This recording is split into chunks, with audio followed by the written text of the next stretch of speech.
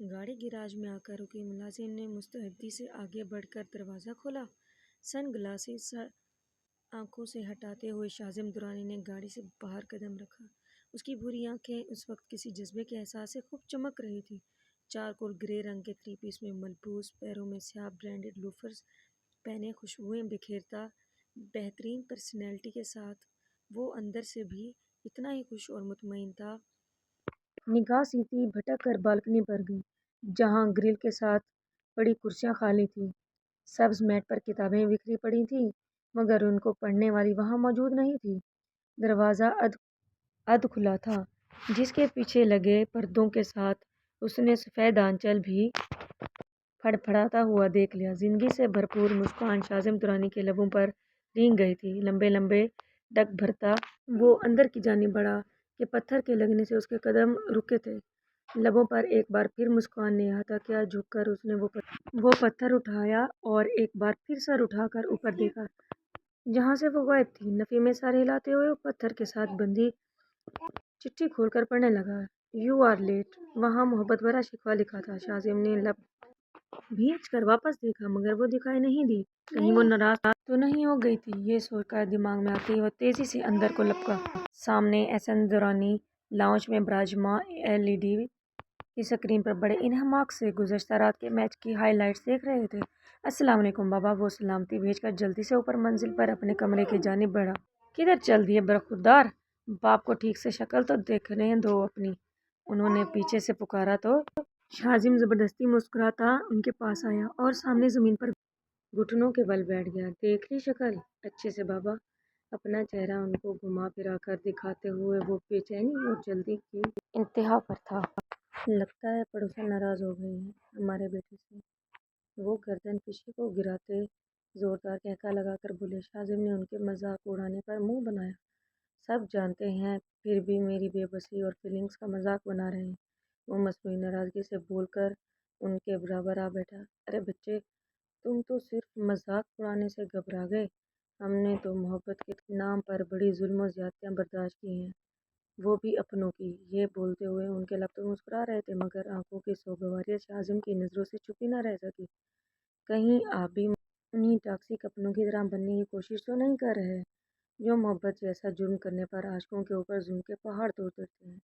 وہ ماحول سے سوگواریت دور کرنے کی خاطر بات کو مذاق کا رنگ دیتے ہوئے بولا، ساتھ ہی اپنے مضبوط زوردار حصار ان کے گرد بنا کر ان سے لپٹ کر تھا۔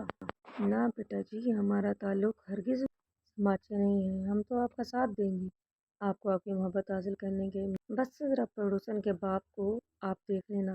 وہ بات کے اختتام پر اسے ذرا پرے ہو کر کھنکھناتے ہوئے بولے، مگر آنکھوں سے شرارت صاف جھلک رہی تھی۔ شاذم نے آنکھیں سکیڑ کر سر ذرا دائیں جانب جھکائے ان کو جانچتی نظروں سے دیکھا، جو اپنی ہنسی کو چھپانے کی ناکام کوشش کر رہے تھے۔ "یہ کیسا ساتھ دینا ہے آپ نے میرا، جس میں محبوبہ کے ابا کو بھی مجھے ہی ڈیل کرنا ہوگا"۔ شاذم نے آنکھیں گھمائیں۔ احسن صاحب کا کہکہا بے ساختہ تھا، اور پھر وہ ہنستے چلے گئے۔ شاذم ان کے مسلسل ہنسنے سے اکتا کر اٹھا اور اپنے کمرے کی جانب بڑھ گیا۔ "میری ہونے والی بہو کا ابا شریف آدمی ہے، زیادہ مسئلہ نہیں کرے گا"۔ وہ پیچھے سے اس کو تسلی دیتے ہوئے بول رہے تھے۔ سیڑھیاں چڑھتے ہوئے شاذم کے لب ان کی باتوں اور ہنسی کی آوازیں سن کر مسکرا رہے تھے۔ کمرے میں آتے ہی اس نے اپنے آپ کو کوٹ سے نجات دی۔ شرٹ کے بازو کونی تک چڑھاتے ہوئے شاذم نے گہری سانس بھری اور پھر کوٹ سے سرخ گلاب کا پھول نکالا اور اسے کمر کے پیچھے چھپاتے ہوئے بالکنی میں چلا آیا۔ پھر گردن موڑ کر اپنے بائیں جانب دیکھا، جہاں ساتھ والے گھر کی بالکنی خالی پڑی تھی۔ "کوئی ہے جو میرے دل کی آواز کو سن سکے"۔ اپنی رعبدار پرسنالٹی کو پیچھے چھوڑے وہ اس وقت اپنے جولی موڈ میں لوٹ چکا تھا، جو صرف اور صرف اس لڑکی کے لیے تھا جس کے کمرے کی بالکنی شاذم کے کمرے کی بالکنی سے جڑی تھی، اور اب ان کے دل بھی جواب دار ہے۔ محبت اگر اپنے قاتل سے ہو تو اس کا بھی قتل جیسا جرم معاف کروا دیتی ہے۔ "ہم نے تو جناب صرف لیٹ ہوئے ہیں"۔ سینے پر ہاتھ رکھے وہ دہائی دیتے انداز سے بولا۔ پردے کے پار دو ناراض آنکھیں نمودار ہوئیں۔ اور پھر ایک جھٹکے سے پردہ ہٹا اور سامنے سے نکلتے وجود کو دیکھتے ہی شاذم کے لبوں پر مسکان چھا گئی تھی۔ پیروں تک آتی سفید میکسی زیب تن کیے وہ سہج دہج کر چلتی گرل تک آئی اور ہاتھ کمر پر رکھے اسے دیکھا۔ بات اگر قتل تک پہنچ جائے تو مہر ماں کسی کو نہیں بخشتی، چاہے قاتل اس کا محبوب ہی کیوں نہ ہو۔ حسین چہرے پر لپکتی لٹوں کو کان کے پیچھے رکھتی وہ اٹھلا کر بولی تھی، لیکن ہم تو خوشی خوشی آپ کے ہاتھ سے قتل ہو جائیں گے۔ شاذم لرز دیتی نگاہوں سے اس کو دیکھتا بول رہا تھا۔ مہر ماں مسکرا کر نیچے سڑک پر دیکھنے لگی، جہاں کالونی کے پیچھے بچے شور مچاتے پھر رہے تھے۔ "دس از فار یو"۔ شاذم نے بولنے کے ساتھ ہی مہر ماں کی بالکنی میں چھلانگ لگا دی۔ مہر ماں اس کی حرکت سے بکھلا کر پیچھے ہٹی تھی۔ "یہ کیا حرکت تھی شاذم"؟ وہ دل پر ہاتھ رکھتے ہوئے بولی، جو اب بری طرح سے دھڑک رہا تھا۔ "مجھے میرے دل نے مجبور کر دیا تھا ماہی، کیا تم مجھ سے شادی کرو گی"؟ وہ گھٹنے کے بل اس کے سامنے بیٹھا اور پھول اس کی جانب بڑھاتے ہوئے نہایت امید سے پوچھ رہا تھا۔ روز ایک ہی سوال۔ مہر ماں اکتا کر چہرہ موڑ گئی۔ شاذم کے چہرے پر ایک تاریک سایہ لہرا گیا تھا۔ وہ جب بھی اس سے شادی کی بات کرتا وہ ہمیشہ ٹال دیا کرتی تھی۔ شاذم نے اسے کئی بار سمجھایا کہ ان کا اس طرح بنا کسی رشتے کے یوں ایک دوسرے سے ملنا ملانا کسی طور پر مناسب نہیں ہے، اور یہ کہ اس کے والد راضی ہیں اور وہ مہر ماں کے والد سے رشتے کی بات کرنا چاہتے ہیں، مگر مہر ماں اس بات پر آتی ہی نہیں تھی۔ "تم جانتے ہو شاذم، میں بھی پڑھ رہی ہوں"۔ شاذم کے چہرے پر پھیلتی مایوسی اور شک کو دیکھتے ہوئے وہ جلدی سے بولی، اور پھر شاذم کو دیکھا جو پرسوچ نظروں سے اس کو دیکھ رہا تھا۔ "جانتی تو تم بھی ہو ماہی کہ میں کبھی تمہاری اور تمہاری تعلیم کے بیچ میں نہیں آؤں گا۔ انکار کی وجہ صرف تمہاری ضدی فطرت ہے اور کچھ بھی نہیں"۔ "ایسا نہیں ہے شاذم، تم غلط سمجھ رہے ہو"۔ مہر ماں نے آگے بڑھ کر اس کا ہاتھ تھامنا چاہا، مگر وہ پیچھے ہٹ گیا۔ مہر ماں اس کی حرکت پر مارے خفت کے لب بھینچ کر رہ گئی۔ "اگر تم رخصتی نہیں چاہتی تو ٹھیک ہے، فی الحال نکاح کر لیتے ہیں اور رخصتی تمہاری پڑھائی کے بعد کر لیں گے، لیکن تم تو اس چیز پر بھی نہیں آتی ہو۔ مجھے نہیں اچھا لگتا بنا کسی رشتے کے تم سے تعلق رکھنا۔ میں نہیں چاہتا کہ کبھی تمہاری عزت پر سوال اٹھے۔ تم یہ بات کیوں نہیں سمجھ لیتی"۔ شاذم آج اس سے سارے سوالات کے جواب چاہتا تھا۔ وہ اب مہر ماں کے دھوپ چھاؤں سے رویے پر شک و شبہات میں مبتلا ہونے لگا تھا۔ مہر ماں کوئی جواب دیے واپس اپنے کمرے کی جانب بڑھ گئی۔ اہانت کے احساس سے شاذم نے لب بھینچے، مگر اگلا لمحہ نہایت ہی غیر متوقع تھا جب بالکنی میں مہر ماں کے والد سلیم لغاری نے قدم رکھا۔ جہاں مہر ماں ان کی انٹری پر دہل گئی، وہیں شاذم بھی بری طرح سے چونکا تھا۔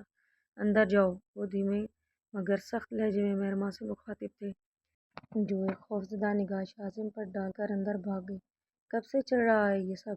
شاذم کے مقابل کھڑے ہوتے ہوئے انہوں نے سخت انداز سے پوچھا۔ "آئی ایم سوری انکل، میں اس طرح تعلق کو اس طرح لمبا نہیں کھینچنا چاہتا تھا، لیکن آپ بے فکر ہو جائیں، میں مہر ماں کی بہت عزت کرتا ہوں اور اپنے والد کو رشتے کے لیے آپ کے گھر بھیجنا چاہتا ہوں، اگر آپ کی اجازت ہو تو"۔ شاذم ان کے خدشات سمجھتا تھا، اس لیے ان کی تسلی کرواتا ہوا بولا، اگر عزت کرتے تو آج میری بیٹی کے کمرے سے قریب تر یوں نہ کھڑے ہوتے ہو"۔ انہوں نے طنز بھری انکار بھرتے ہوئے شاذم کو حقیقت کا آئینہ دکھایا۔ "میں بہت شرمندہ ہوں انکل"۔ شاذم نے سر مزید نیچے کو جھکاتے ہوئے معذرت کی۔ تو سلیم لغاری نے اس کا سر تا پیر بغور جائزہ لیا۔ چہرے کے نقوش کی بات کی جائے تو وہ لڑکا قدرت کا بنایا شاہکار تھا۔ لمبے چوڑے قد کاٹ کے ساتھ اس کا مؤدبانہ انداز اخلاق سلیم لغاری کو متاثر کر گیا۔ ویسے بھی ان کا ہمسایہ ہونے کے ناطے وہ احسن درانی اور ان کے بیٹے کی شریف فطرت کے چرچے سن چکے تھے۔ "کل اپنے والد کے ساتھ تم ہمارے گھر ڈنر پر انوائٹڈ ہو، لیٹ مت ہونا"۔ اگلے ہی پل وہ اس کا کندھا تھپتھپا کر نہایت ہی غیر متوقع بات کرتے ہوئے شاذم کو چونکا گئے تھے۔ اس نے جھٹکے سے سر اٹھا کر ان کو بے یقینی سے دیکھا تو وہ نرمی سے مسکرا کر اسے دیکھتے وہاں سے چلے گئے۔ شاذم بھی ایک منٹ کی دیر کیے بغیر وہاں اپنی بالکنی میں کودا۔ اس کے ہاتھ میں ابھی بھی گلاب کا پھول تھا جس کو مہر ماں نے بے دردی سے ٹھکرا دیا تھا، مگر شاذم کو ابھی کسی چیز کی پرواہ نہیں تھی۔ کمرے میں بیٹھی مہر ماں یہ سب ہوتے ہوئے دیکھ کر فکر کی گہری کھائی میں جا گری تھی۔ یہ سب اس کی گیم کا حصہ نہیں تھا، مگر سلیم لغاری نے اس کی گیم کی سمت اپنے ایک ہی داؤ سے بدل دی تھی۔ بابا کدھر ہیں آپ؟ ایسا نگاری کو پکارتے ہوئے کچن تک آیا جہاں وہ بڑے نماک سے پاستہ تیار کر رہے تھے۔ او ہو لڑکے، تم نے میرا سرپرائز خراب کر دیا، شاذم کو گھورتے ہوئے انہوں نے چڑھ کر بولا، مگر شاذم کو اس وقت پاستے میں کوئی انٹرسٹ نہیں تھا۔ وہ سیدھا جا کر ان کو زور سے لپٹ گئے۔ ارے کیا ہو گیا میاں، قارون کا خزانہ ہاتھ لگ گیا کیا؟ بیٹے کی مضبوط بازو میں ان کا دم گھٹنے لگا۔ قارون کی بیٹی ہاتھ لگ گئی ہے، شاذم ہنستے ہوئے بولا۔ کیا مطلب؟ وہ سمجھے نہیں۔ کل پڑوسیوں کے ہاں ڈنر پر جانا ہے، اچھے سے تیاری کر لیں۔ اور سپیچ آپ تیار کر لیں گے یا میں کسی کو بول کر لکھوا دوں؟ وہ اشارے سے پوچھنے لگا۔ ڈنر پر سپیچ؟ یا طبیعت ٹھیک ہے تمہاری؟ انہوں نے ماتھے پر ہاتھ رکھ کر چیک کرنا چاہا تو شاذم مسکرا کر ان کا ہاتھ لبوں سے لگا لیا۔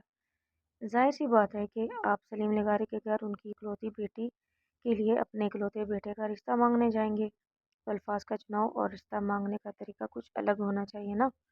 شاذم نے ایک آنکھ دبائی تو احسان درانی کے چہرے پر بھی بات کو سمجھنے والے تاثرات ابھرے۔ اچھا، تو یہ مشرق سے لے کر مغرب تک کھلی باچوں کا راز یہ ہے کہ پڑوسی مان گئے؟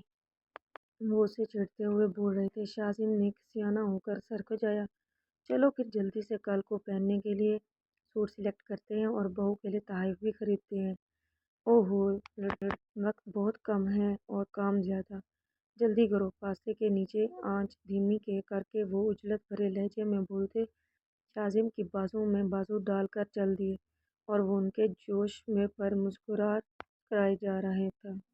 جہاں ایک گھر کے مکین خوشیاں منا رہے تھے، وہیں ساتھ والا گھر ناگواریت کے احساس سے بھرا تھا۔ مجھ سے پوچھے بغیر آپ نے یہ فیصلہ کیسے لے لیا ڈیڈ؟ مہرماں شدید ناگواری کے ساتھ باپ سے استفسار کر رہی تھی۔ اخبار سے نظر ہٹاتے ہوئے سلیم نگاری نے ایک سخت نگاہ اس پر ڈالی، مگر وہ ڈٹائی سے ان کی آنکھوں میں دیکھتی رہی۔ اس کے ساتھ چکر چلانے سے پہلے تم نے باپ سے اجازت لی تھی؟ انہوں نے طنزیہ لہجے میں پوچھا۔ مہرماں لب بھینچ کر رہ گئی۔ آپ ان کو انکار کر دیں، مجھے ابھی شادی نہیں کرنی، فیصلہ کن لہجے میں وہ بول کر وہ جانے کے لیے پلٹی۔ ٹھیک ہے، اگر تم نے شاذم سے شادی نہیں کرنی تو پیکنگ کر لو، میں کل ہی تمہیں تمہاری خالہ کے پاس فرانس بھیج دوں گا، وہ اٹل لہجے میں بولے۔ مہرماں نے بے یقینی سے مڑ کر انہیں دیکھا جو اب اخبار لپیٹ کر سائڈ پر رکھ رہے تھے۔ ایسے کیا دیکھ رہی ہو؟ تمہیں کیا لگتا ہے کہ میں تمہارے دماغ میں پکتی گھناؤنی سازش سے واقف نہیں، جو پٹیاں تمہاری خالہ تمہیں پڑھاتی ہے اور جو کچھ تم اس لڑکے کے ساتھ کرنے کا ارادہ رکھتی ہو؟ میں اس سب سے واقف ہوں، وہ تلخ لہجے میں اس سے سوال کر رہے تھے۔ مہرماں اتھل پتھل سانسوں کے ساتھ ان کو دیکھے گئی۔ تم نے یہ سوچ لیا تھا کہ شاذم کو اپنے جال میں پھنساؤ گی اور پھر اسے اپنی محبت میں تڑپنے کے لیے چھوڑ دو گی، وہ مر جائے گا تمہارے بغیر؟ وہ سوال کرنے کے ساتھ کہکا لگا کر ہنس پڑے۔ ذلت کے احساس سے مہرماں کا چہرہ سرخ پڑ گیا۔ بیٹا، ایسی بھی کوئی حور پری نہیں ہے آپ، اگر تم اس کی زندگی میں اپنی جگہ خالی چھوڑ دو گی تو اسے پر کرنے کے لیے اور لڑکیاں آ جائیں گی۔ خوش فہمیوں سے باہر آ جاؤ۔ تمہیں دیکھ کر تو یہ مجھے تمہاری ماں یاد آ جاتی ہے، وہ بھی تمہاری طرح خود غرض تھی، اسے نہ تو کسی کی محبت کی قدر تھی نہ رشتوں کا احساس۔ وہ تمہیں دیکھ کر لگتا ہے کہ تمہاری رگوں میں صرف اسی کا خون دوڑ رہا ہے۔ وہ زہر خند لہجے میں بول رہے تھے۔ میری ماں کے بارے میں کچھ مت کہیں، وہ آنسوں سے لبریز آنکھوں چلائی۔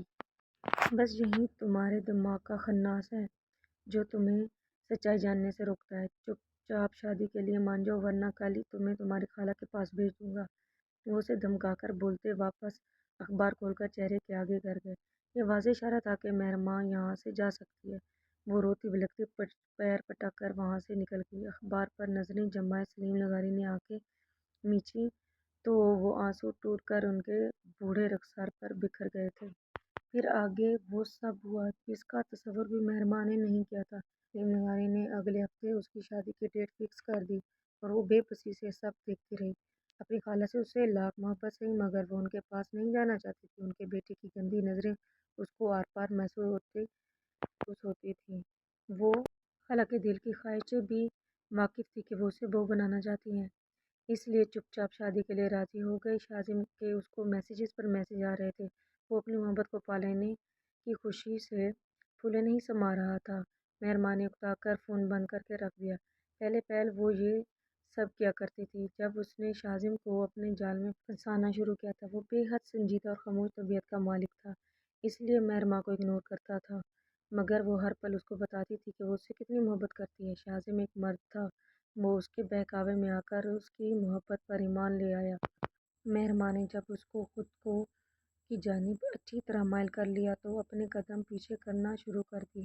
وہ اپنی ماں کے قاتل کے بیٹے سے ہرگز کوئی جذباتی وابستگی نہیں رکھنا چاہتی تھی، وہ صرف اس کو برباد کرنا چاہتی تھی۔ مگر سلیم نگاری کو اس کے تمام منصوبوں کا پتہ چل گیا۔ وہ لازمی طور پر اس کی خالہ کے ساتھ کی جانے والی کالز طے کروا رہے تھے۔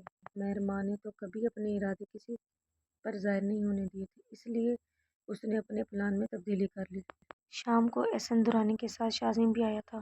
ان کی محبت اور خلوص سے جہاں سلیم درانی متاثر اور خوش تھے، وہیں ان کو مہرماں کے لیے تسلی محسوس ہوئی۔ مہرماں تھوڑی دیر ان کے پاس آ کر بیٹھ کر واپس چلی گئی۔ رشتہ پکا ہوتے ہی دونوں گھروں میں زور شور سے تیاریاں شروع ہو گئیں۔ گزرتے گئے اور پھر وہ دن آ گیا جس کا شاہزم کو سب سے زیادہ انتظار تھا۔ اس کی ماں ہی اس کے کمرے میں اس کی دلہن بن کر بیٹھی تھی۔ کمرے میں داخل ہوتے ہی موتی اور گلاب کی بھینی بھینی خوشبو شاہزم کے نتنوں سے ٹکرائی۔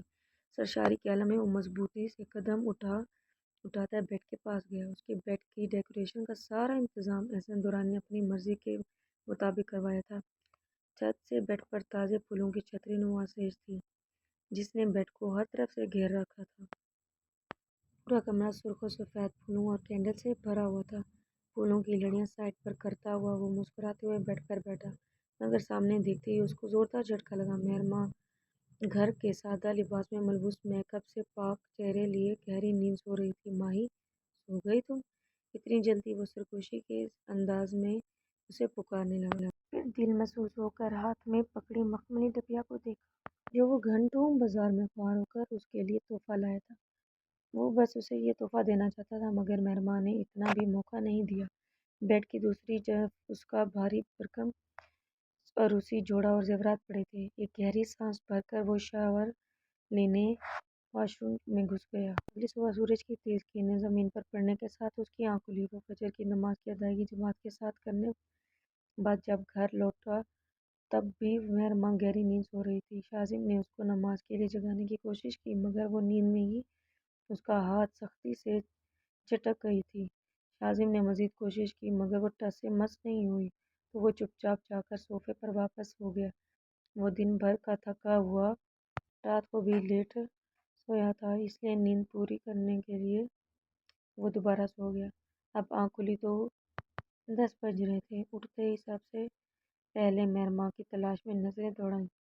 وہ کمرے میں نہیں تھی۔ جلدی سے فریش ہو کر وہ نیچے اس کی تلاش میں گیا تو وہ احسن درانی کے ساتھ کچن میں ناشتہ بنا نظر آیا۔ شاہزم کے سینے سے بے ساختہ پرسکون سانس خارج ہوئی۔ بابا، آپ تو روایتی ساسوں سے بھی آگے نکلے، پہلے دن ہی بیچاری بہو کو باورچی خانے میں لگا دیا۔ وہ سینے پر ہاتھ باندھے مسکراتا اندر داخل ہوا اور آتے ہی باپ کے ساتھ مذاق شروع کر دیا۔ دیکھ لیا بہو، اب یہ آدمی مجھے ظالم ہونے کے طعنے دے رہا ہے۔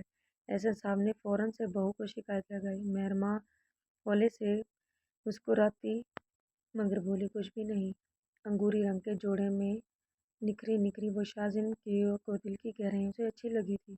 وہ دونوں باپ بیٹا آپس میں باتیں کرنے لگے، ساتھ ساتھ احسن درانی مہرماں کو گول روٹی کرنے کے گر بھی سکھا رہے تھے، اور شاہزم سینے پر بازو لپیٹے مسکرا کر ان کی باتیں سن رہا تھا۔ تمہیں پتہ ہے ماہی، بابا میرے نزدیک دنیا کے بیسٹ کوک ہیں۔ بابا میرے نزدیک دنیا کے بیسٹ کوک ہیں۔ جو ڈش بولو گی تمہیں فٹ سے بنا کر کھلا دیں گے، اور اس کے علاوہ بھی یہ ہر فن مولا ہیں، دنیا کا ہر کام ان کو آتا ہے۔ باپ کی تعریفیں کرتے ہوئے شاہزم کا لہجہ محبت سے چور تھا۔ مہرماں نے حسرت سے ان کے بیچ کے بے لوث محبت کو دیکھا۔ اچھا، مثلاً کون سے کام؟ وہ روٹی بیلتے ہوئے پوچھنے لگی۔ ہر کام، شاہزم نے مسکرا کر باپ کے کندھے پر بازو رکھا۔ محبت کر کے بے وفائی بھی کر لیتے ہیں؟ اس کا سوال خاصا بے باک تھا۔ روٹی کو توے پر ڈالتے ہوئے وہ اطمینان سے پوچھ رہی تھی۔ دونوں باپ بیٹے کے چہرے کا رنگ بدلا، حیرت سے بھری نگاہوں کا آپس میں تبادلہ ہوا۔ اس اثنا میں مہرماں نے پراٹھے پر گھی لگا کر زور سے اس کو پلٹا۔ گرم گھی کے بہت سے چھینٹے احسن درانی پر آ گرے اور وہ تکلیف سے بلبلا کر پیچھے کو ہٹا۔ بابا، آپ ٹھیک ہیں؟ شاہزم نے تڑپ کر ان کی بازو تھامی جو کہ جلنے کی بدولت بری طرح سرخ ہو گئی تھی۔ تم دیکھ کر کام نہیں کر سکتی؟ وہ مہرماں پر برہم ہوا، جو فکر مندی سے احسن درانی کو دیکھ رہی تھی۔ اس کی حرکتیں پہلے کم عجیب نہیں تھیں، وہ اور اب شاہزم کو لگا کہ اس نے جان بوجھ کر یہ حرکت کی ہے۔ آئی ایم سوری انکل، میں نے جان بوجھ کر نہیں کیا۔ وہ فوراً سے آنسو بہاتی معذرت کرنے لگی۔ اپنی تکلیف کو بھلائے احسن صاحب نے پہلے بکھلا کر روتی بہو کو دیکھا اور پھر بیٹے کو ایک چپت لگائی۔ کیوں ڈانٹ رہے ہو بچے کو؟ وہ شاہزی پر غصہ کرنے لگے۔ چلیں آپ کو دوائی لگاتا ہوں۔ وہ ان کے غصے کو اگنور کر کے ایک کاٹ دراز نگاہ مہرماں پر ڈالے وہاں سے چلا گیا۔ ان کے جاتے ہی مہرماں کے لبوں پر شیطانی مسکان امڈ آئی۔ شاہزم کا شک درست تھا۔ آپ کو کیا لگا تھا ڈیڈ، میری شادی کروا کر آپ مجھے میرا انتقام لینے سے روک دیں گے؟ آپ نے تو مجھے میری منزل کے بہت قریب کر دیا ہے۔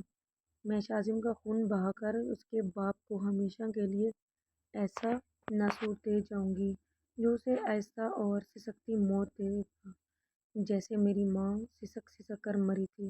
مجھے اپنی جان کی پرواہ نہیں۔ اس دن سے نہیں رہی جب سے آپ نے میرے اور میری ماں کے خون کو خود غرض بولا تھا۔ میں اپنا انتقام لے کر خود بھی مٹ جاؤں گی۔ میرے پاس جینے کی کوئی وجہ نہیں بچی۔ وہ سرد آنکھوں کے ساتھ بے رحمی سے بولتی اسی جانب گھور رہی تھی جہاں سے شاہزم اور احسن درانی گزر گئے تھے۔ تم نے شادی کر لی مہرو؟ فون کے اس پار خالہ کی شوق میں ڈوبی مگر چنگھاڑتی آواز پر مہرماں نے بے ساختہ آنکھیں میچی۔ وہ خالہ سے ایسے ہی ری ایکشن کی امید کر رہی تھی۔ میں نہیں کرنا چاہتی تھی خالہ، ڈیڈ نے مجبور کر دیا تھا، وہ دھیمے لہجے میں بولی۔ دوسری جانب خالہ بشریٰ کا دماغ کھل رہا تھا۔ ایسی کیا مجبوری تھی مہرو کہ تمہیں اپنی ماں کے قاتل کے بیٹے کی سیج سجانی پڑ گئی؟ وہ تند لہجے میں اسے سوال کر رہی تھی۔ مہرماں بے بسی سے لب کاٹنے لگی، آنکھوں میں آنسو جمع ہو رہے تھے۔ مجھے یقین نہیں آ رہا کہ تم اتنی بڑی بے وقوفی کیسے؟ خالہ کی بات بیچ میں رہ گئی جب مہرماں نے ٹوٹے دل کے ساتھ اس سے سوال کیا تھا، خالہ کیا واقعی مما کو اس شخص سے اتنی محبت تھی کہ شادی ہو جانے اور اولاد ہو جانے کے باوجود وہ اس کے غم میں مر گئیں؟ آنسو ٹوٹ ٹوٹ کر اس کے گالوں کو بھگو رہے تھے، آواز درد کی شدت سے لرز رہی تھی۔ دوسری جانب چند لمحے خاموشی رہی۔ ہاں مہرو، احسن درانی ایک شفاق آدمی ہے۔ اس نے تمہاری ماں کے ساتھ ٹائم پاس کر کے اسے بری طرح دھتکارا تھا اور یہ دکھ اور ذلت نہیں بھول سکی اور اسے غم کو سینے سے لگا سسک کر مر گئی، اور تم یہ بات بھول گئی ہو اور اس کے درندے کے بیٹے سے بیاہ رچا لیا۔ مہرو، تم نے مجھے بہت مایوس کیا ہے۔ وہ اس کی برین واشنگ کرنے کے ساتھ مزید جلتی پر نمک چھڑک رہی تھی۔ مہرماں کا وجود انتقام کی تبی سے جلنے لگا تھا۔ اب کی بار اس کے وجود میں جو آگ لگی تھی وہ اس درانی خاندان کو بھسم کیے بغیر بجھنے والی نہیں تھی۔